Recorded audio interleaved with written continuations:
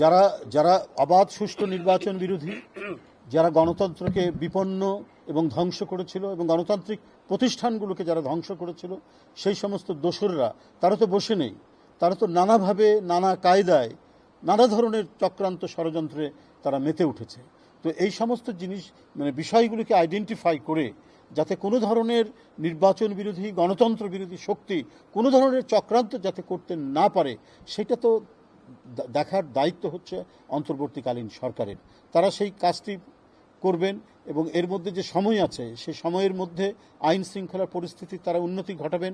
কারণ আমরা সবসময় বলেছি যে অন্তর্বর্তীকালীন যিনি সরকার, অর্থাৎ ডক্টর ইউনূস সাহেবের নেতৃত্বাধীন যে সরকার, সেই সরকারের প্রতি যারা গণতন্ত্রে অংশগ্রহণ করেছে, দীর্ঘ 16 বছর যারা নিপীড়ন নির্যাতনের শিকার হয়েছে, সমস্ত রাজনৈতিক দলগুলো তারা তাদেরকে সমর্থন জানিয়েছে, তাদের আস্থা রেখেছে। এখন সরকারের দায়িত্ব এই যে আস্থা তাদের প্রতি, সেই আস্থাটার তারা একটা সঠিক এবং ইতিবাচক তারা তাদের কাজ প্রদর্শন করবে।